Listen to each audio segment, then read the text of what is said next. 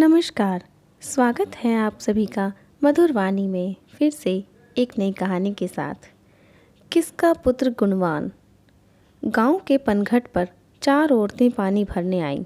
पानी भरते भरते वे एक दूसरे से बातें करने लगीं। चारों के एक एक पुत्र थे। बातों बातों में उन्होंने अपने पुत्रों को के गुणों का बखान करना प्रारंभ कर दिया। पहली औरत बोली, मेरा पुत्र बहुत सुरीली बांसुरी बजाता है।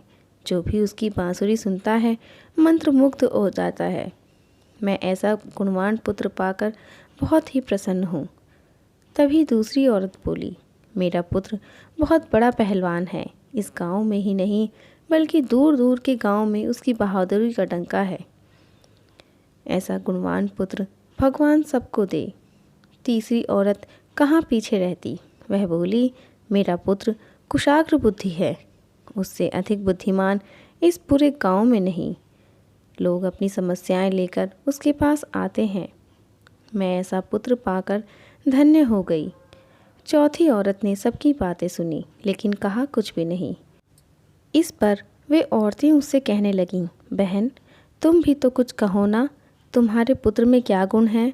कोई ना कोई गुण तो ज़रूर होगा। वह औरत बोली, क्या कहूँ बहनों, मेरे पुत्र में तुम्हारे पुत्रों की तरह कोई गुण नहीं है। उसकी बात सुनकर तीनों औरतों ने गर्व से अपना सिर उठा लिया।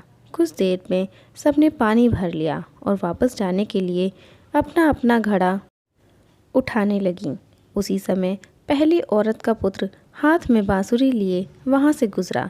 उसने देखा कि उसकी माँ पानी से भरा घड़ा नहीं उठा पा रही है, किंतु वह यह अनदेखा कर बांसुरी बजाते हुए वहाँ से चला गया। दूसरी औरत का पहलवान पुत्र भी कुछ ही दूरी पर मुकदर घुमा रहा था।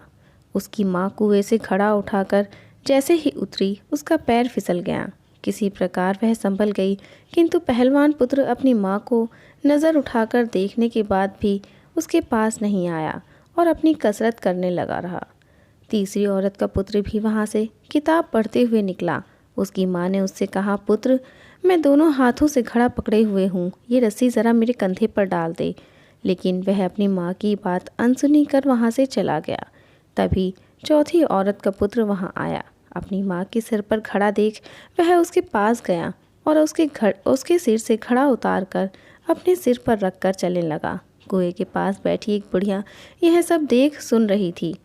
वह बोल पड़ी, मुझे तो यहाँ बस एक ही गुणवान पुत्र नज़र आ रहा है, वही जो अपने सिर पर घड़ा लिए जा रहा है। माता पिता की सेवा करने वाले पुत्र से गुणवान पुत्र भला कौन हो सकता है। आशा करती हूँ आप सभी को आज की कहानी ज़रूर पसंद आई होगी। हमारी वीडियो को लाइक और चैनल को सब्सक्राइब किए बिना जाइएगा नहीं। धन्यवाद।